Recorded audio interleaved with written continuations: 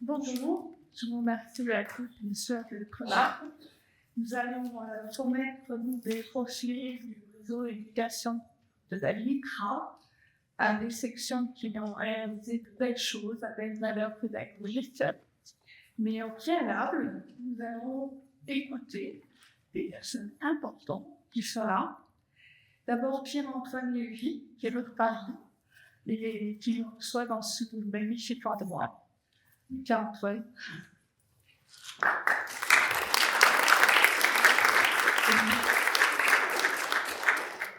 Madame la ministre, Monsieur le Président de la Commission Culture de la LICRA, Mesdames et Messieurs les représentants de la LICRA, Mesdames et Messieurs en test de qualité, Mesdames et Messieurs les élèves, chers amis, c'est avec un très grand plaisir que je vous souhaite la bienvenue aujourd'hui au Sénat, dans ces salons offrants, à l'occasion de la deuxième édition des Trophées Éducation de la LICRA.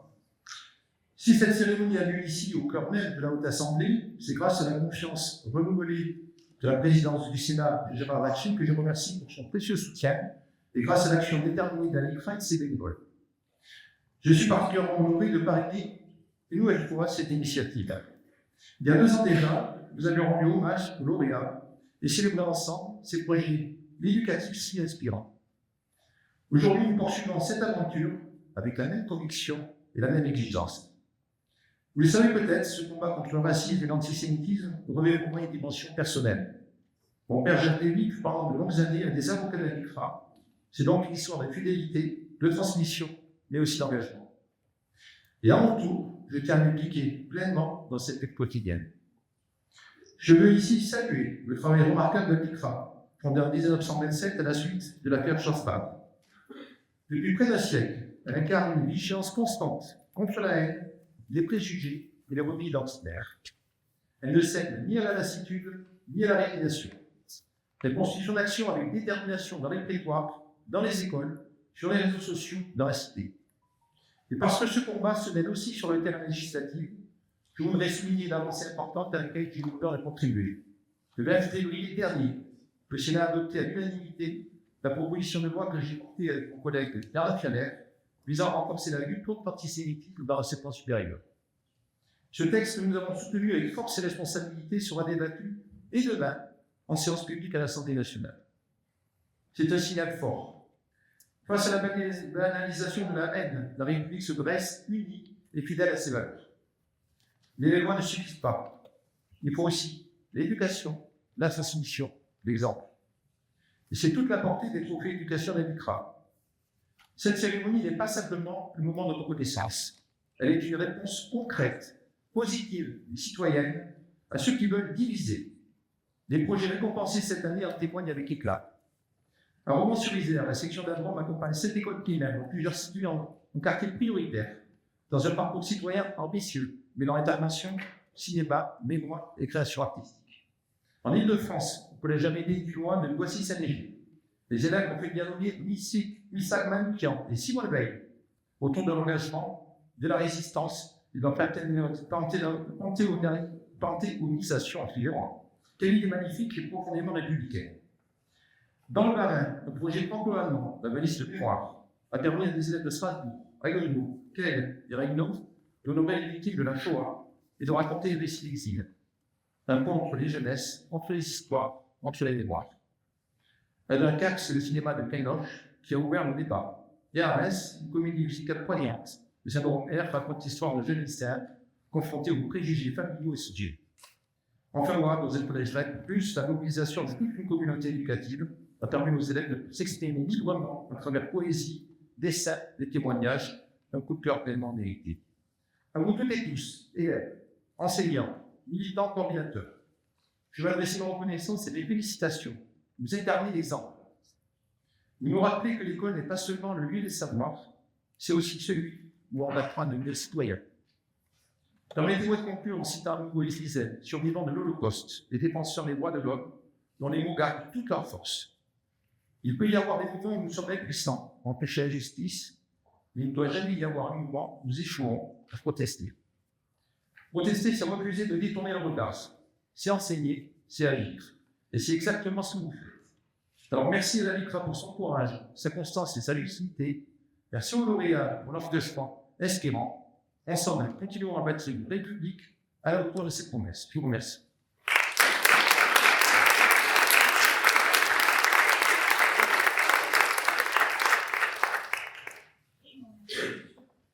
Je vais appeler Abraham Benjo, qui est le président de la commission culture de la LICRA et qui est ici pour présenter la LICRA.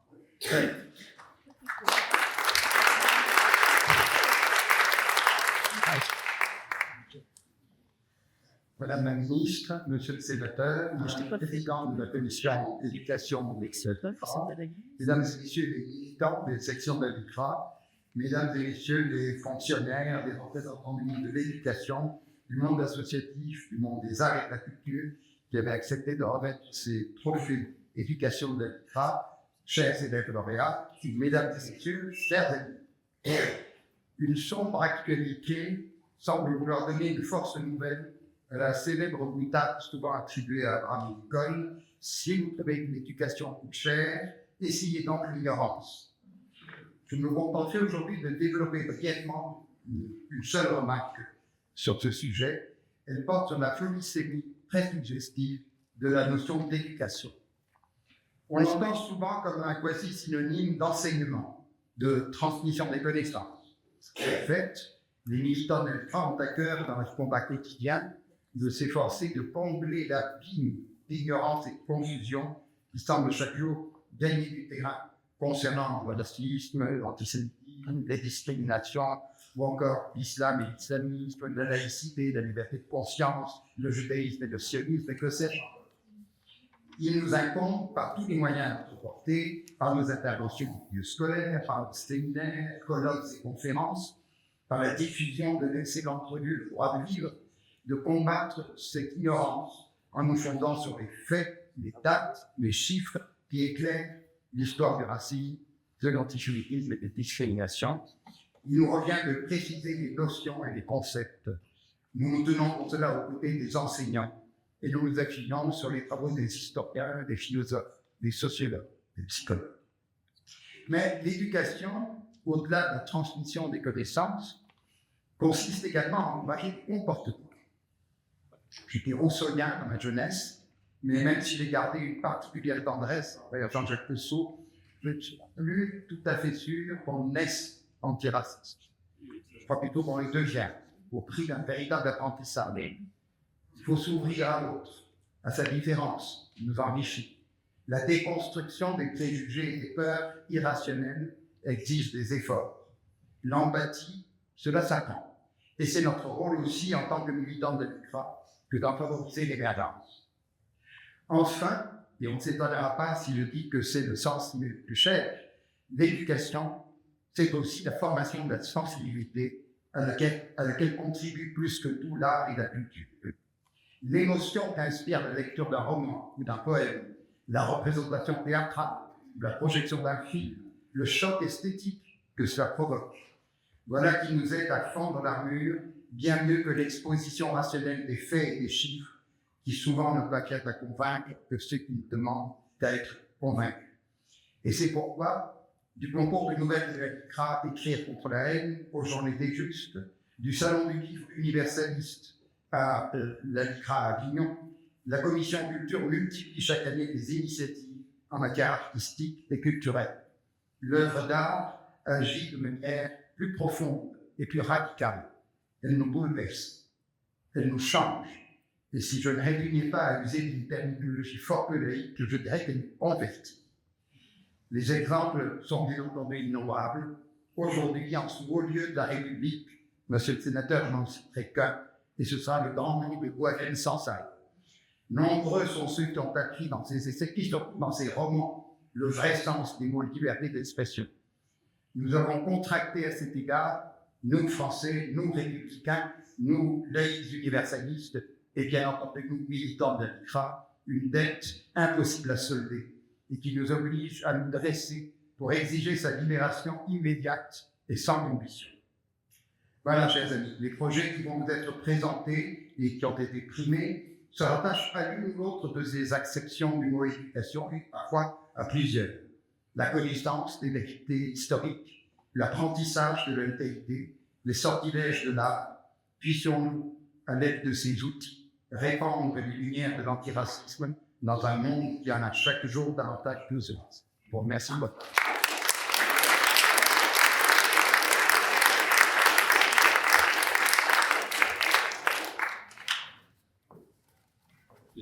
Nous allons maintenant donner la parole à Mme Juliette Méadel, ministre déléguée auprès du ministre de l'Aménagement du Territoire et de la décentralisation chargée de la ville.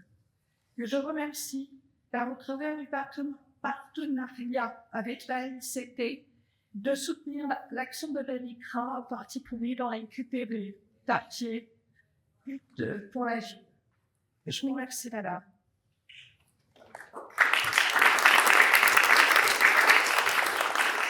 Merci, bonjour à tous. Alors, le ministre de la Ville, je vous ai demandé pourquoi le ministre de la Ville est là pour cette remise de prix. Et en réalité, je vais vous dire en quelques mots, tout au long de mes visites du terrain, je suis dans les quartiers de 2 fois par semaine, je sais, je pensais en fait à Peur et non à la lutte contre le racisme et l'antisémitisme, et je le dis chaque jour que nous avons je trouve que je m'appelle, non pas que je suis auprès des habitants des quartiers, qui sont très très loin et très éloignés des grands mots que j'entends et ce que je pense publier dans le débat médiatique et visuel. Ils en sont tellement éloignés que vous voyez par exemple, il y a quelque temps, la semaine passée, nous avons eu à subir un certain nombre de crimes qui se sont déroulés dans les quartiers. Il y a des Rennes, des Nantes, et d'autres encore, et je n'ai jamais entendu de mots plus durs et intolérants qu'avec des jeunes soirs. Les sursites, comme on dit, moi j'ai des habitants de quartier qui sont en réalité des victimes de la violence. C'est l'ancien secrétaire d'État chargé des victimes qui vous parle. J'ai en face de moi des habitants qui ont tous envie que l'État les protège et que l'État les protège physiquement, c'est le rôle du ministre de l'Intérieur et de la Justice, mais surtout que l'État les protège, non pas les mères de famille dont je m'occupe et qui sont en très large partie celles qui sont chargées de s'occuper, en fait, de la vie quotidienne dans les quartiers pauvres, parce que c'est quand même des femmes qui assument, faut le savoir. Les mères de famille ne me parlent que de République, ne me parlent que de protection par la République, et y compris par la laïcité, y compris pour celles qui le voile. Elles demandent à être protégées, en fait. Donc on est très très loin quand on est au cœur de la vraie vie, entre guillemets, de la remise en cause de ce qu'on peut nous croire ici à la LICRA et au cœur de la République, liberté, égalité, fraternité, laïcité. Donc c'est d'une certaine manière rassurant. Mais c'est dire à quel point il y a un gouffre entre l'instrumentalisation politique des événements, l'instrumentalisation médiatique, le récit, comme on dit, la nécessité de faire le buzz, de faire les gros tirs, ou de raconter une histoire scénarisée, et puis, au fond, ce qu'est l'attente de large partie de nos citoyens, surtout ceux qui sont les plus sensibles. Et je ne peux m'empêcher de rapprocher de ça les discours qui étaient des discours des victimes d'attentats, dont je m'occupais à l'époque, en 2016-2017. Et ces victimes, avec elles, nous avions signé un texte en 2017 pour la campagne présidentielle, c'était Marine Le Pen, vous n'aurez pas nos peines. Nous avions écrit ce texte, évidemment, avec l'auteur de Non, il n'aurait pas peine, vous vous souvenez. Et ce sont les victimes qui portent le mieux la force du message de liberté, de tolérance que nous avons, parce qu'elles-mêmes ne demandaient jamais la vengeance, ne demandaient jamais de mettre dans un même sac les islamistes fondamentalistes et les citoyens musulmans ou ceux qui viennent d'ailleurs. Je n'ai jamais vu de mot de racisme et je n'ai jamais entendu des mots, des attaques antisémites à l'époque. C'est-à-dire que nous étions en 2016, autant dire, c'était il y a un siècle. C'est on voit quand même où on en est rendu aujourd'hui dans le débat public. À l'époque, la gauche ne s'était pas compromise. Moi, je suis pas de gauche. À l'époque, nous avons vu que c'était pas compromise avec des tentations.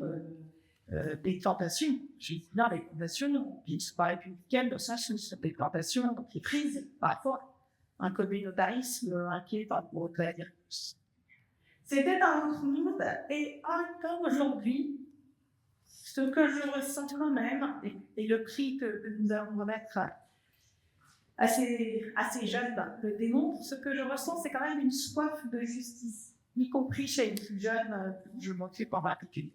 Une soif de justice, mais peut-être aussi un récit à réinventer du point de vue de la République, parce que je vois au fond de la salle, je me dis que liberté, égalité, fraternité, laïcité, je ne sais pas si ça parle en fait. C'est ça. Ça fait un peu de l'histoire de la République. Sauf que il y a des moments où il faut dire un peu les choses de façon formelle. Alors, je vous remercie, monsieur le sénateur Pierre-Antoine Bély. Je remercie également la présidente de la commission d'éducation, chère Hélène Mignol, cher Alain Benjo, le président de la commission culture, chers jeunes lauréats.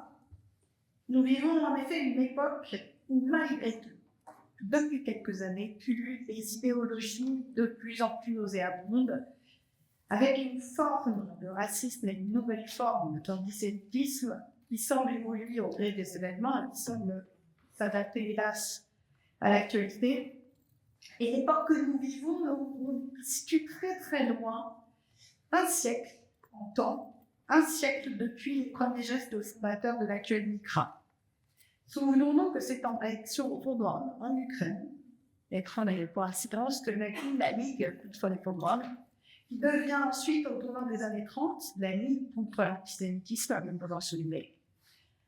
Alors, je voulais vous partager ici, sans être trop quelques convictions. Je pense d'abord que s'il y a des racistes et des antisémites en France, ils sont minoritaires, car la France n'est ni raciste ni antisémite. Alors, cela ne signifie pas qu'il faille baisser la garde. Mais disons-nous quand même que nous avons un pays qui résiste, et que nous avons un pays dont les forces et la capacité à dire et à manifester l'oral, une hostilité au racisme et à l'antisémitisme existe encore. Je pense et je suis convaincue que l'histoire est tragique en ce sens que puisqu'il n'y a pas de fin de l'histoire, il y a quand même une crainte de la répétition historique. On dit toujours de l'histoire ne bégayez pas. Je plus exactement, nous avons cette crainte. Cette crainte qu'elle se répète et depuis le 7 octobre, il s'est produit une rupture, non seulement dans le monde, mais surtout dans notre société française. Une rupture qui a fait comme exploser une forme de bête immonde et ressortir des mots et des attitudes qu'on n'aurait jamais imaginé avoir à combattre quand nous étions jeunes. Quand j'avais 25 ans, je ne pensais pas que un jour, il faudrait que je dise liberté et fraternité comme si c'était un slogan. Moi, c'est évident. Mais pour moi, la démocratie, c'est évident. Et aujourd'hui, il faut, et c'est pour ça que je vous dis, l'histoire se répète-t-elle, il faut que nous nous mettions comme nos ancêtres dans les années 30 à redire des évidences. C'est pour ça que la LICRA non seulement joue un rôle mais qu'elle est aussi courageuse, puisqu'elle est aussi attaquée.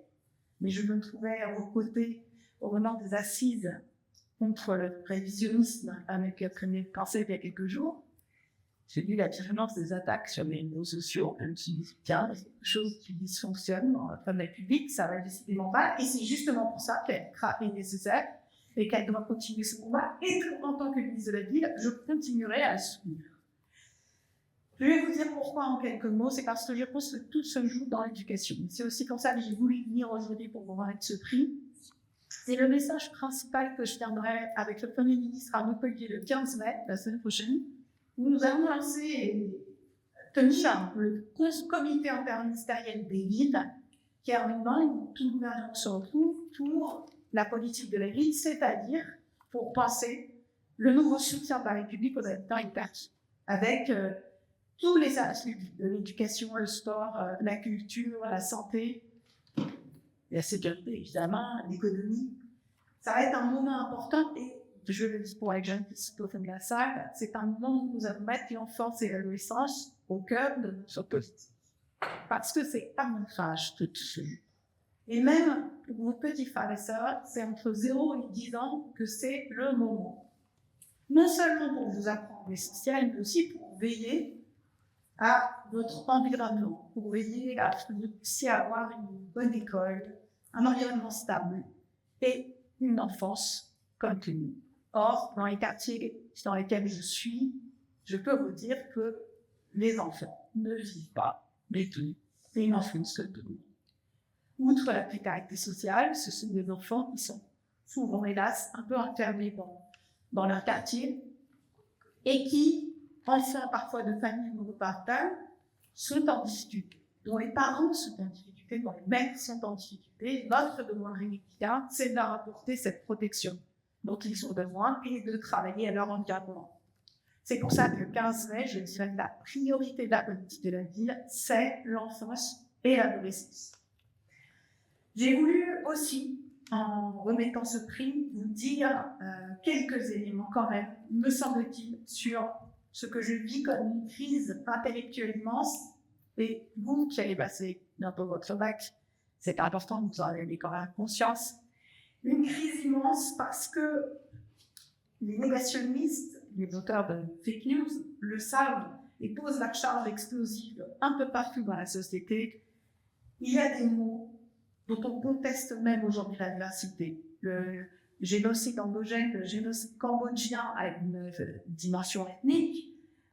Les gens d'ethnie non khmer sont immédiatement éliminés pour revenir sur la définition, et une dimension de purification du seul peuple khmer. Et de façon peu étonnante, Jacques Vergès, avocat près de Paris, qui fut aussi l'avocat de Pius Saint-Paul, son ancien camarade d'études, a mis en place une mécanique récurrente, très indécente, qui est la mécanique de la remise en cause de la vérité historique. Alors, je veux vous le dire et vous le redire ici, il faut imprégner nos jeunes de la vérité historique factuelle. Il ne s'agit pas d'interprétation, il s'agit de vérité historique factuelle. Qu'est-ce que ça veut dire? Ça veut dire qu'il faut parler des victimes, les réinstaller dans l'histoire, les resituer dans la pleine humanité. Et pour cela, la Shoah, ce monumental documentaire de Claude Lanzmann, en a montré le premier exemple, et je vous conseille d'aller au camp des mines, que nous soutenons également, d'aller éventuellement à Ouadou-sur-Moulin, d'aller voir dans les camps, d'aller voir, parce qu'il faut y être pour sentir. Et pour se dire, il y a l'espèce humaine de Robert Appel qu'il faut avoir eu, absolument, pour sentir ce que fut la Shoah et pour sentir ce qu'est l'entreprise de destruction de l'humanité qui a été voulue par le résistant et qui a été pensée pour porter atteinte à la dignité humaine, qui a été pensée par un État, à une échelle gigantesque. Voilà, je ne veux pas être trop pessimiste et je veux vous dire que le prix que j'ai le plaisir de voir montre votre volonté d'apprendre, votre soif de savoir, parce que c'est par la culture et la connaissance que vous serez les acteurs du monde qui vient.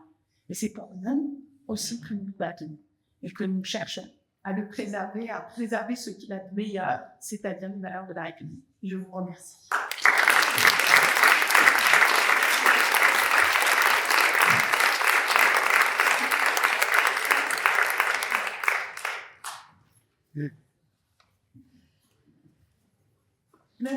Je vous remercie beaucoup. Et je vais appeler Madame Mylène Rossignol, qui est membre d'honneur de la Fédération nationale des bibliothèques expérimentales de l'éducation nationale, qui est avec vous, Madame, va remettre un prix à la section de la Drôme. Je vous demande à se présenter.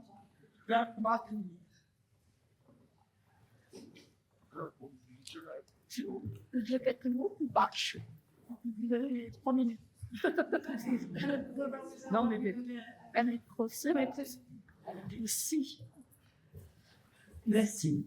Enfin, avant de donner ce prix, on va avec le ministre, Monsieur le sénateur, Monsieur le président de la mission culturelle CRA, Monsieur les mesdames et bénévoles de la CRA, Mesdames et Messieurs les enseignants, chers élèves, J'ai l'honneur de remettre avec Madame la Ministre ce prix, ce trophée de la CRA, ou cette école de Romans-sur-Isère, qui me fait particulièrement initié au travail. Puis j'ai particulièrement été émue par le spectacle. Je vais revenir pragmatiquement sur les différentes actions qui ont été entreprises. La petite hirondelle du sol, qui trouve enfin arrêtée dans les grands sapins, les projectiles autour des arbres, plein de châtaigniers qui n'étaient rien partagé.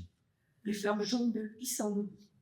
La tube rouge qui couvrait le miel, véritable bouton noir, et au tableau, puis la feuille bleue. Toutes les fleurs de couleurs différentes ont réussi à me faire aimer. Le bel métaphore. La visite à la maison vicieuse, où 45 enfants ou 44 enfants juges et 7 accompagnateurs ont été raflés par Kalsheim et ses équipes. Je suis allée à l'issue. Ceci est serein, beau. On a l'impression que les enfants pouvaient être vraiment en sécurité là-bas. Il y a eu d'autres choses qui se sont passées. Mais je conseille, j'aimais la maman de la personne bénévole, me dit juste qu'il avait mis à l'abri au château à Périn les 14 enfants de nationalités différentes rassemblés avec les enfants qui avaient des problèmes de santé.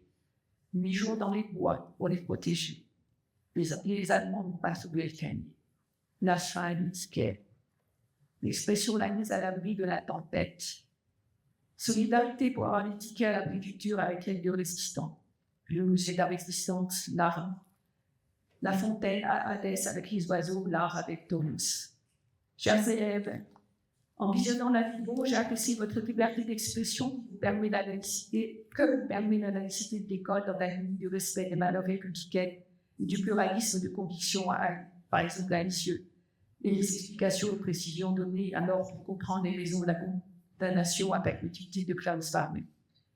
Tous mes chaleureux remerciements à la Crapatroume, à ses bénévoles, sans oublier les enseignants des écoles si mobilisés au quotidien, même pendant les vacances, pour vous avoir fait vivre ces différents rappels afin de vous faire comprendre dès le plus jeune âge ce qu'est le racisme, l'antisémitisme, mais également la résistance, la solidarité de certaines personnes comme des risques, afin de vous apporter des moyens de penser par vous-même, cette liberté de conscience si nécessaire pour que vous deveniez des citoyens et citoyennes libres. Quand vous arrivez à l'école, d'enfants, vous devenez élèves, tous différentes, certes, mais avec un accès à une culture commune et partagée, assurée par la laïcité. Catherine Kinsler rappelle, on ne vient pas à l'école pour consommer un service, mais pour constituer sa liberté en s'appropriant les savoirs élémentaires nécessaires pour penser soi-même et s'éclairer. À cet effet, l'école doit installer un moment méditatif dans la sérénité, à l'abri des pressions extérieures, un moment de respiration. La fédération des TDEL, qui regroupe les TDEL donc, qui ont une fonction officielle de bénévole au sein des écoles publiques, a souhaité aussi offrir aux écoles de Romans-sur-Isère et au collège Amélie Dubois de Boissy-Saint-Léger une exposition, double exposition, sur la charte de la laïcité à l'école et sur qu'est-ce que la laïcité. Vous la trouvez là-bas, donc voilà, c'est ce que vous avez circulé dans les écoles de Rouen, dans l'exposition de voir. Et c'est à vous remercier, vous féliciter et vous dire également que la Fédération des TDEL organise chaque année, par ses unions départementales, de concours, le concours école chevalier pour le développement durable des citoyens et un concours nommé Samuel Paty, Seul en Suisse. Voilà. Merci.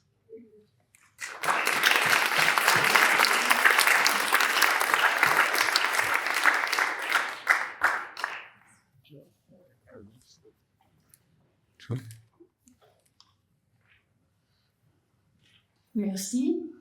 Je tiens à vous remercier au nom de toute l'équipe et de tous les militants de la Drôle, et particulièrement des militants de la mission éducation. Nous sommes deux aujourd'hui parce que le projet que vous avez sélectionné, c'est un projet qui s'appelle le Parcours citoyen et qui est le fruit de cette année de réflexion et d'expérimentation. Ces 5 années, ce projet il a été initié par Madeleine, qui est ici et qui est présidente de la commission d'éducation. Et j'aimerais que vous l'applaudissiez tous parce que je voudrais qu'elle va passer le.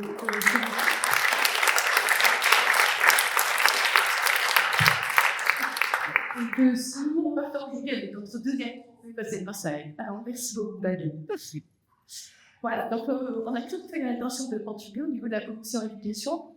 La particularité de ce parcours citoyen, vous avez déjà vu pas mal de choses, c'est que d'abord, il s'adresse à forcément, c'est une du c'était pour l'école sociale de suite. Et quand on a marre de faire des one-shots dans les classes, quand c'est qu'il faut vraiment qu'on les connaisse, et là on va les voir au minimum 5 fois par an autour de support pédagogique complètement varié, de la réflexion, de la formation offensive, de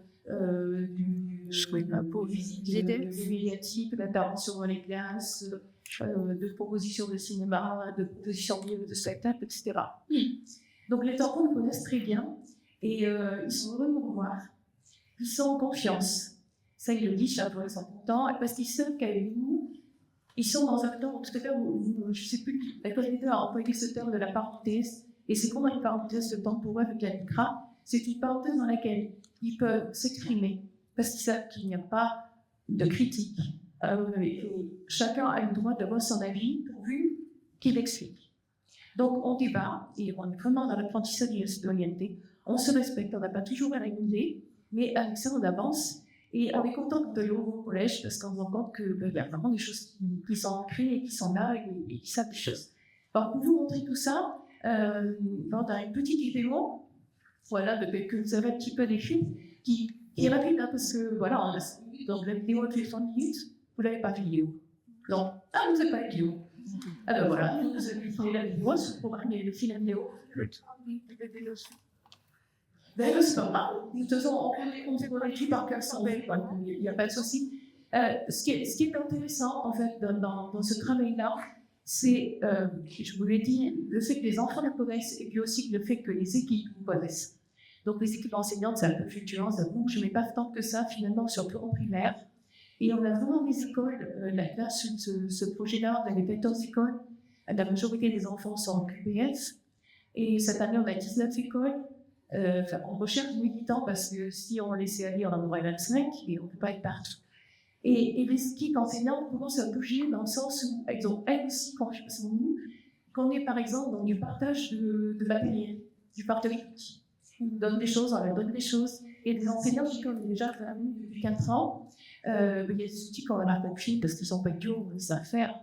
Donc eux, ils utilisent ça, puis nous, on est obligés d'inventer autre chose pour revenir à la fin en leur expliquant autre chose. Et entre autres parties, eux, ils viennent et nous disent regarde, je vais trouver des films, je vais trouver des bouquins, je vais travailler ça, on vous acheter, etc. Donc ils ont bien compris qu'il fallait travailler avant notre intervention, qu'il fallait travailler après notre intervention, et que tout ça était très fort dedans. Donc il est vraiment très, très, très, très content de ça. Et donc le travail de base, là, c'est bien sûr la lutte contre les discriminations en général. Et il y a une chose qu'on observe, et là je le dis parce que je sais qu'on a dans un Corbert, s'il y a des personnes qui ont envie de parler de ça avec moi, avec nous, on est demandeurs, on a de plus en plus d'enfants qui nous font des interventions sur le thème de la discrimination des cheveux. Ça, c'est dit un peu comme ça en primaire. Hein. Pourquoi les filles les garçons ne vont pas l'analyser. Et quand on intervient au collège, on observe à partir de 5e les filles qui deviennent musique. Et des demandent à la fois des enseignants et des jeunes des questions autour de mais pourquoi c'est toujours les femmes qui prennent? Mais pourquoi depuis des siècles il y a cette inégalité homme-femme? Alors, nous, on n'est pas là pour ça, donc on répond un peu, mais on s'y dit qu'il faudrait au moins 2 heures pour arriver à travailler ça. Donc, on fait un appel vraiment aux personnes qui auront envie de travailler ce sujet-là. Parce que vous avez sûrement des outils, on en a quelques-uns, on n'en est pas suffisamment satisfaits, pour creuser la question, approfondir ces outils, en créer d'autres, parce que je pense qu'on va être là-dessus sur une demande de plus en plus importante. Et notre deuxième demande de travail aussi, je tomberai là, le deuxième de travail, c'est approfondir encore le travail autour de l'identité, de la construction de l'identité. Voilà, c'est quelque chose que que quand on travaille dans une intervention en classe, on a réfléchi, on a déroulé un type, etc., avec les boss, mais on aimerait le rendre plus attrayant, plus facile, partager ça avec tous ceux qui ont déjà réfléchi à ça. Donc voilà, tous ceux qui connaissent des personnes qui ont envie de travailler autour de ça, venez pour nous à la bureau et on essaiera de fédérer ça parce qu'il faut qu'on avance et puis il faut qu'on soit créatif. Enfin, nous, il faut qu'on le soit d'autant plus vraiment parce que malheureusement, notre région a décidé de créer tout vivre, c'est pas. Donc la vie se fait plus difficile. Cette année, c'était déjà difficile, ça sera encore plus financièrement avec le marché. En positif, en disant que ça nous oblige, et là on travaille sur de nouveaux outils pour arriver à faire des petites écoles en mémorial sans faire de voyage, parce qu'il y a des voyages, et des écoles qui peuvent être en ici, voilà, sur le plan public. Voilà un petit peu tout notre cheminement et puis notre envie d'avancer aussi. Et vraiment, quand on parle des classes, il y a tout ce tableau et puis liberté, égalité, fraternité, laïcité. Le genre amusant de la carte de blanche, c'est la récréation, je le dis. Vous ne sortez que si vous savez me dire quelle est la devise de la République. Eh bien, il y en a qui ne savaient pas, hein. On a travaillé comme mineur, hein. Il y en a qui étaient encore pas capables de me dire, mais ils sont sortis, le monde dans une lettre. C'est un nouveau, hein. Voilà. Je sais pas, j'ai reçu les 5 minutes, que ça doit être bien. Génial. Et pas. Ah, je suis pas faite. Je peux le redire.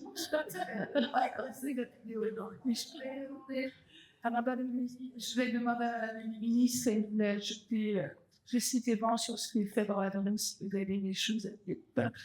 Juste pour vous féliciter et vous remercier parce que c'est un engagement porté. C'est un enseignant de l'école de Jules-Ferry, j'aime dire, on va réussir à nous permettre de surmonter les difficultés que nous rencontrons. L'école est au cœur de tout, donc merci, continuez, résistez, quand on veut lire, en tout cas, l'état est conscient pour mais surtout ne baissez pas la garde. En tout cas, on vous attend avec plaisir à Romans-sur-Isère. Je pense qu'il y a beaucoup qui ont entendu parler de Romans-sur-Isère. Il y a un petit village qui s'appelle Crépole, pas très loin. Donc c'est un peu sur le quartier là. Et ça. Voilà, un quartier de Monique. Et vous savez quand même que quand il y a une difficulté comme celle qui est à Crépole, ils sont aussi l'amener avec une crabe discutée. Voilà, quand tu fais un sport, quelqu'un avec qui parle. Donc c'est chouette. Donc si vous passez, vous n'inquiétez pas, c'est petit avec vous. Merci. Excellent.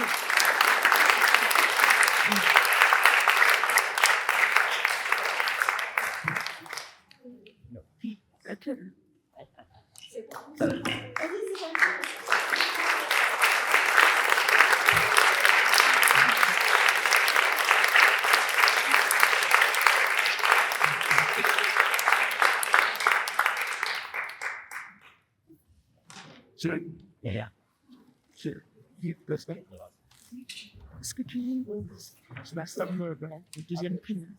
Et moi, je te propose ma. Bien. Merci.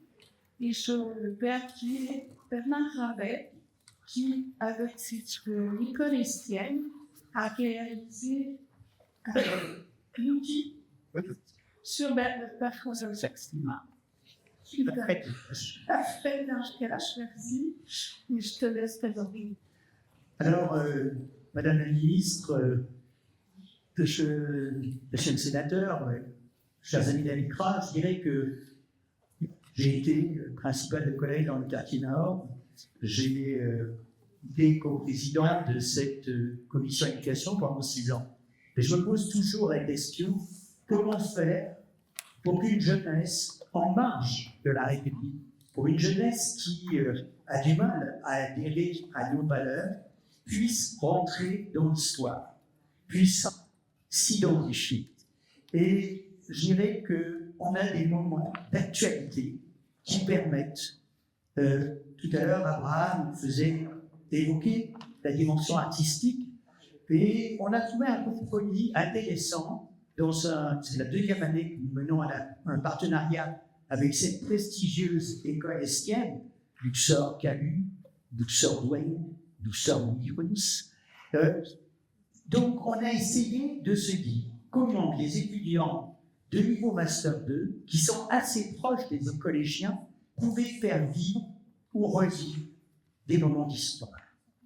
Donc, ce fut l'année dernière un partenariat utilisant, j'allais dire, les technologies pas vos élèves, et en particulier l'année dernière, une exposition très proche de la BD autour de l'ISAC et des Guillemets Manchian, à disposition des sections de la LICRA et des collèges, j'allais dire, de France et de Navarre. Et puis cette année, on s'est posé quand même une question d'un personnage dont le nom est apparu pendant l'année olympique, grâce ou à cause de Léon Marchand, c'est Alfred Nakache.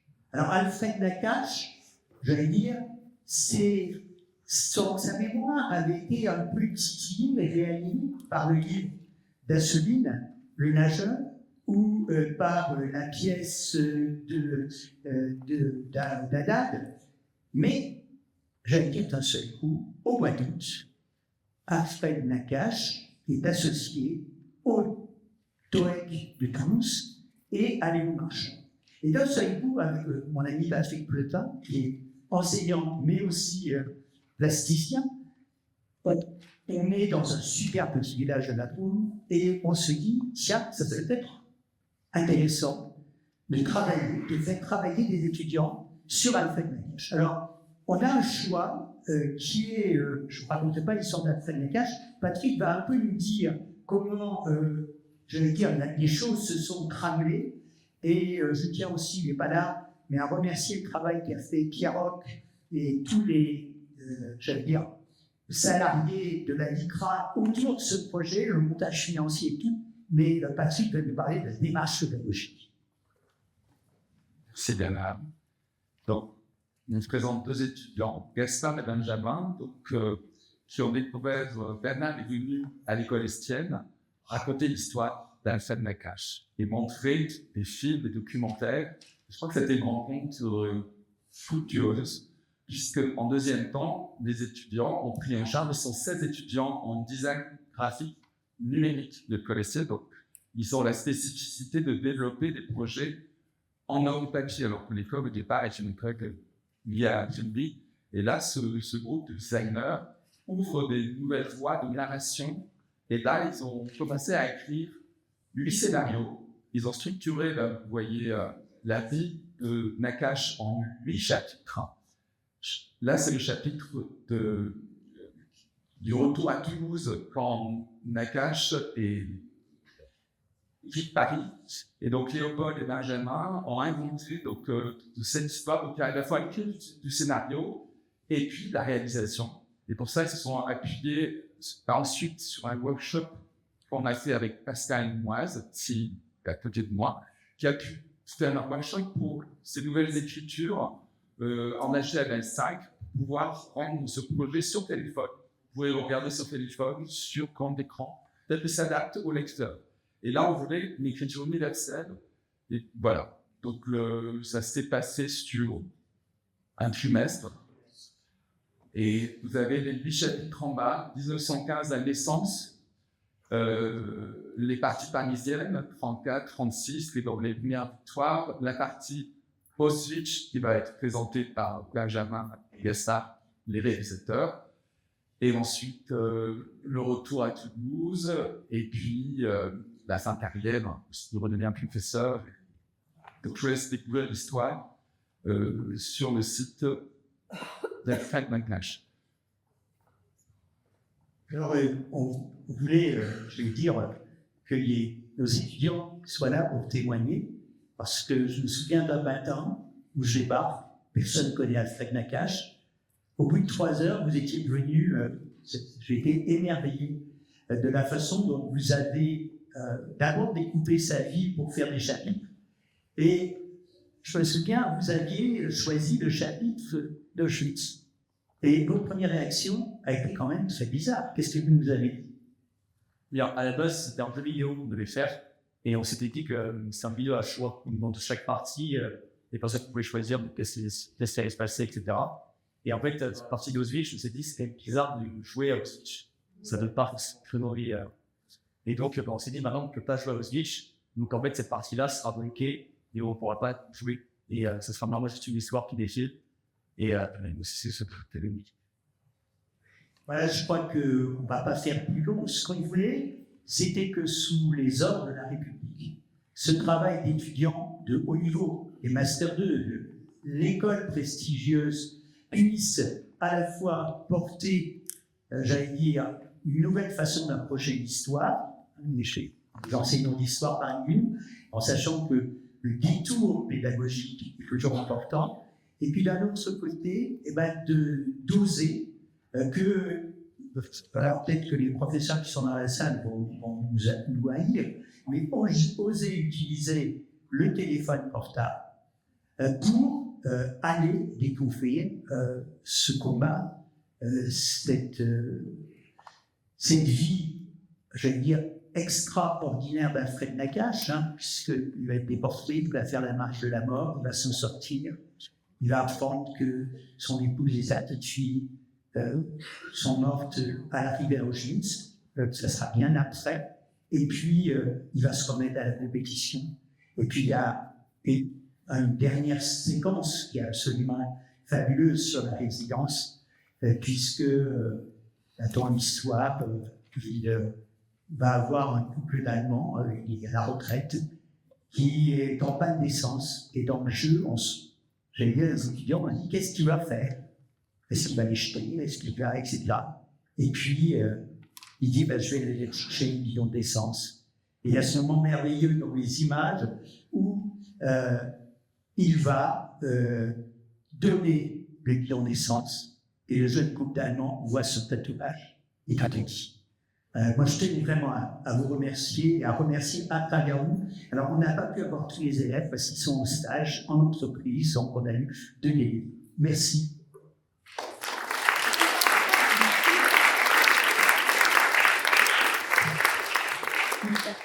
Alors, ils n'ont pas encore eu, mais ça a tout changé. Alors, vous êtes d'accord? Oui, mais associé.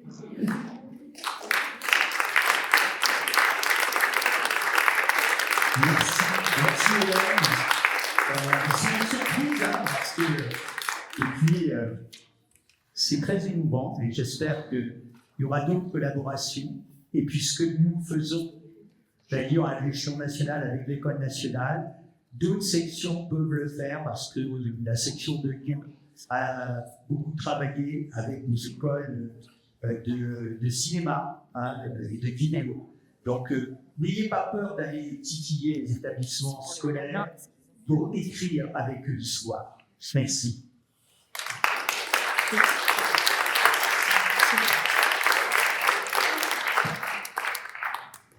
Merci.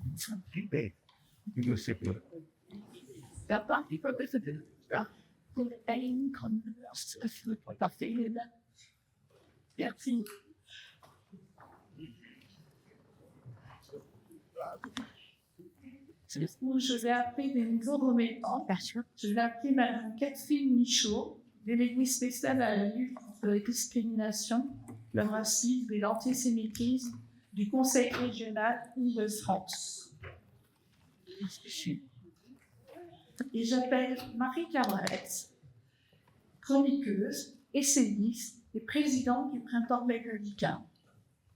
Puis j'appelle ceux qui vont recevoir le trophée. J'appelle Amy Global et je m'appelle. Je m'appelle pas possible. J'appelle Peggy. Bonjour. Bonjour à toutes et à tous. Je voudrais d'abord féliciter les collégiens et leurs professeurs pour leur travail, cette récompense. Et puis, on va tout comprendre. Ça aurait été une idée. Juste reçu un papier des liens forts et importants entre l'ECRA et la région Île-de-France. Tout à l'heure, même vous parliez des difficultés dans les drôles. En Île-de-France, c'est la volonté commune entre l'ECRA et la région Île-de-France de lutter contre le racisme et l'antisémitisme de façon ferme, sans concession. Et la création de ma délégation, qui est la politique de la CAST pour la région de France, je pense que nous sommes la seule région en France à avoir une délégation pour lutter contre l'antisémitisme et le racisme. Ce qui montre aussi que là où il y a la volonté, il y a un chemin. La ministre rappelait tout à l'heure l'importance de l'éducation. Effectivement, je crois que dans la lutte contre le racisme et l'antisémitisme, le pilier essentiel est l'éducation. J'enlève que le second, qui est la communication. Pas au sens de faire le buzz, c'est ceci-là, plutôt une communication explicative. Éducation et explication. Et je crois qu'en ce sens, il faut saluer l'initiative CRA avec ses profils d'éducation. Et puis, permettez-moi, pour terminer, de féliciter la CRA, on va laisser l'équipe, on est vers Marie-Saisie, pour leur travail essentiel et sans relâche toute l'année. Merci à vous.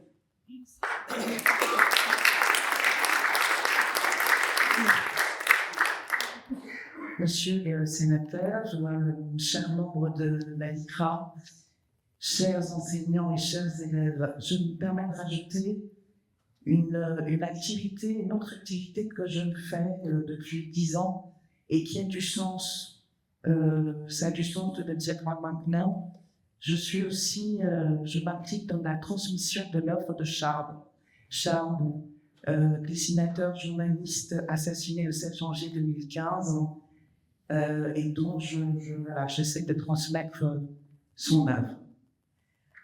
Je voulais, moi, remercier les élèves du collège du mois de Boissy-Saint-Léger et à tous ceux qui les ont guidés dans ce travail minutieux, parce qu'ils signent un engagement citoyen, et ça, c'est vraiment magnifique. J'ai de la chance, ils ont choisi Simone Veil. J'ai de la chance, ils vont raconter son combat pour le droit des femmes, l'adoption de la loi autorisant l'IVG, liberté constitutionnalisée depuis l'année dernière. La résistante qui a passé sa vie à lutter contre l'antisémitisme, la première femme à prendre la présidence du Parlement, c'est pas rien. Et aussi, il rappelle, et c'est trop rarement fait, et qu'est-ce que c'est bien d'avoir fait, son engagement pour les droits des détenus dans les prisons d'Algérie. Simone Veil, 5e femme sur la liste des grands hommes. Ils ont également choisi Misak Manouchian. Magnifique. Il rappelle, et ça ne pouvait que me plaire, que ce passionné de poésie a été rédacteur en chef de l'hebdomadaire de Fou. Ça m'a plu parce que, évidemment, je connais si bien l'envie et le besoin de défendre, d'exprimer des opinions avec une plume. Mais bien sûr, c'est l'orphelin du génocide des Arméniens, résistant qui s'est battu jusqu'en perdre la vie fusillé. Vous comprenez pourquoi j'ai rappelé la mémoire de Charles, pour le pays qu'il s'était choisi, la France, sa devise et ses valeurs. Je veux dire à ces élèves que les travaux qu'ils ont réalisés sont rares, magnifiques, sont un hommage à tous les résistants étrangers. Je veux dire à ces élèves qu'ils rendent hommage également à toutes les femmes qui luttent pour leurs droits, ici, en France et partout dans le monde. Comment ne pas penser au combat des femmes iraniennes? Comment ne pas penser aux femmes afghanes qui vivent à chaque instant de leur vie l'enfer sur terre? Dire que ce travail de recherche au service de la connaissance est absolument indispensable à l'heure des faits alternatifs, où tout est réécrit, tout est manipulé, tout est travesti, des mensonges qui font le train de la planète avec les réseaux sociaux. Le bourreau tue toujours 2 fois, la seconde fois par l'oubli. Je cite la même personne que vous avez citée, monsieur le sénateur. Évidemment, ces mots ne sont pas les miens, ce sont faits de grands écrivains philosophes et Giesel, un grand humaniste, lui aussi déporté aux Suisses, né en Roumanie, accueilli en France. Et je le cite, pour souligner l'aspect fondamental du travail de transmission réalisé par tous ces élèves, parce que, évidemment, la mémoire ne peut pas être dissociée de l'oubli, mais elle ne peut pas non plus l'être ni du présent et encore moins du futur, tant elle participe et à la considération du présent et à la construction du futur. avec cette question cruciale, quelle société avons-nous, et avec un préalable du moins de FedEx, le sens de la dignité. Pour le dire plus clairement encore, un sens de la dignité qui soit aussi élevé que celui de Simone Veil et de sa Mélenchon. Enfin, pour conclure, on ne fait pas parler les morts, on les dit. C'est ce qu'ont fait ces élèves.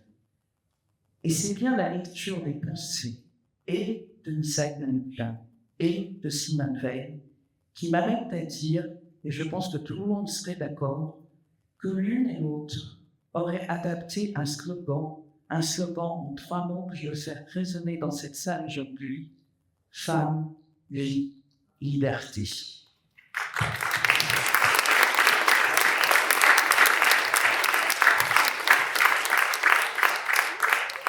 Ma dernière phrase pour les élèves: vous avez semé des graines en mettant en lumière des combats, le courage et la dignité. Je vous souhaite, j'espère vivement que le bon arrive.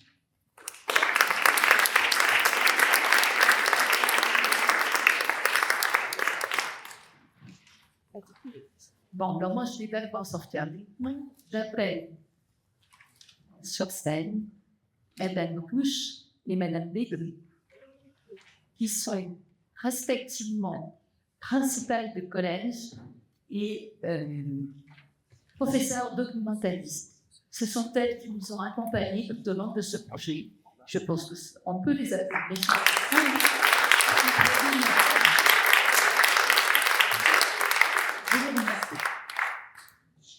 Donc,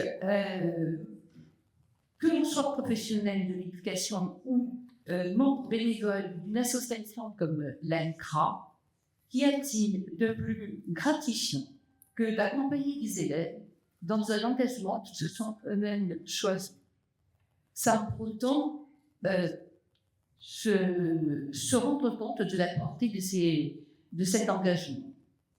Pour la LICRA, Hélène Brulol et moi-même, donc, étant partie prenante d'un projet intitulé Misaël Mélenchon et Simone Veil, de trajectoire de la mémoire et de l'engagement. Ce projet, étalé sur 6 semaines, a été réalisé par l'ensemble des élèves délégués de classe du collège Amélie Dubois en Ardèche. Être délégué de classe représente un engagement, mais tous les élèves ne l'avaient pas forcément entendu de cette manière-là. En décrivant les destins hors du commun de Misaël Mélenchon, ouvrier immigré, et de Simone Veil, qui est née dans une famille de la bourgeoisie niçoise, les élèves ont pu approfondir ce que représente la notion d'engagement.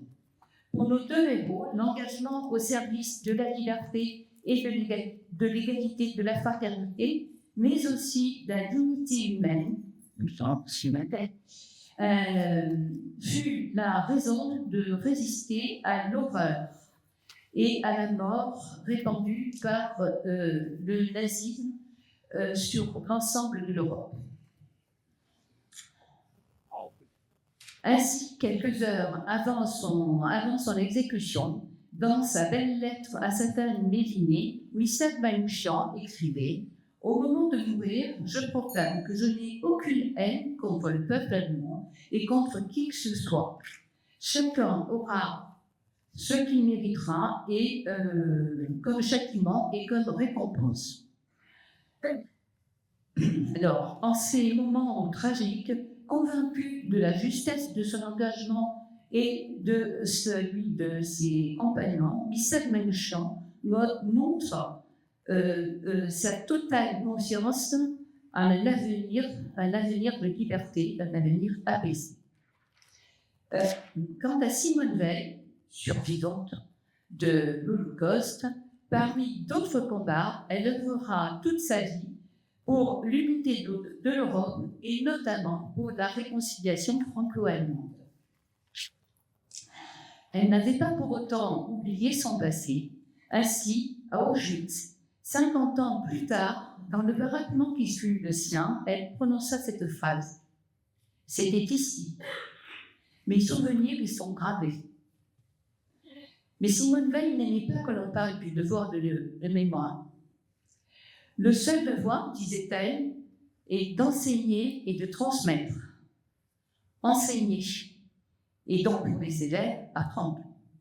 Transmettre, et donc pour les élèves, recevoir. Un mot, sans oublier son vécu, après avoir... pardon.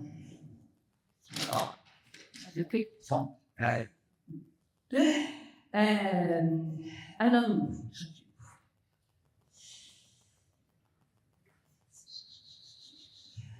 merci.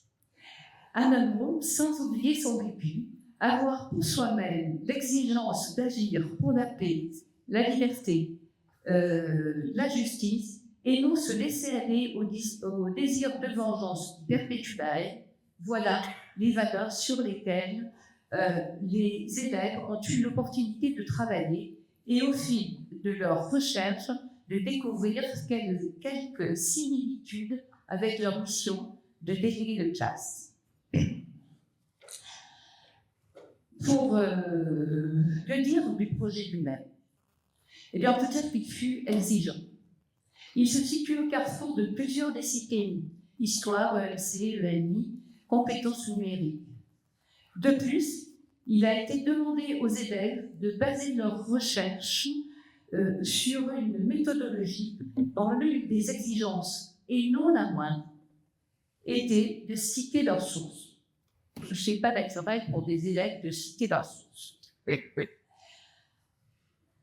Alors que l'ouverture du projet ajoutait à la difficulté de réalisation, le travail de groupe entre des élèves de maturité et de niveau différents, de la 6e à la 3e, parce que c'était l'ensemble des délégués de classe, ce travail a finalement permis l'apprentissage de la collaboration et de l'écoute dans le respect mutuel.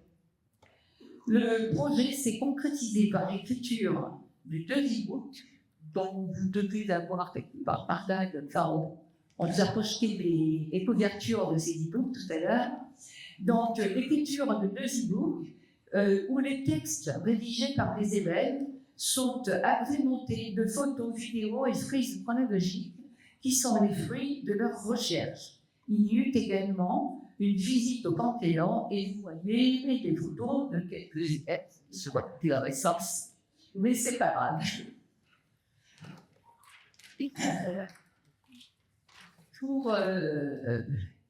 Pour terminer, je voudrais citer les distinctions et les reconnaissances reçues pour ce projet, ce à quoi il faut le souligner.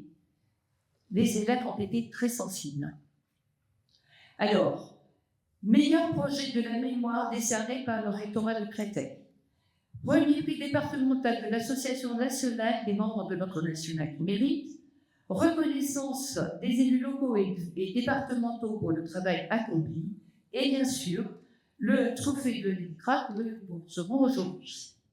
En conclusion, je dirais que refuser la haine, comme le fit Simone Veil et Issa Kanichan, c'est servir la devise de la République, liberté, égalité, fraternité.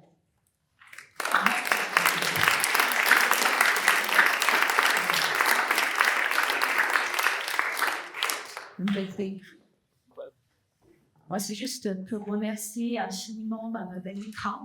Il fallait dire que vous aviez vu la topée, puisque moi-même et Madame, nous sommes dans l'établissement du collège avec les choix du même primaire des élèves.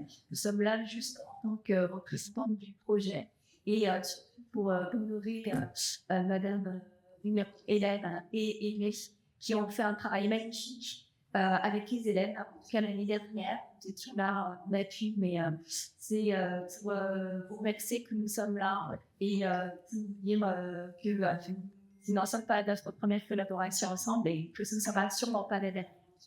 Merci à vous.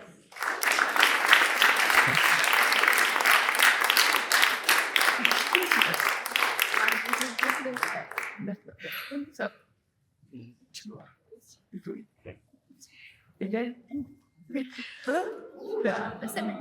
on peut trouver moi. Ah oui. Regarde. Yes. And she was so downstairs to get that. So, about how our boss stop. So he had to take it from the mom, the executive. For the scene. So, because here it's been a year. What she's with. Nous allons passer d'autres régions de France. La LICRA, pour la LICRA d'Agen. Donc, j'appelle d'abord Christine Ocubi-Monet, qui est représentante de l'Association des professeurs d'histoire et de géographie, qui est professeur d'histoire et de géographie, et Iris Fondé, enseignante, chercheur à la santé régulière. Vous remercie de monter sur une et bien sûr,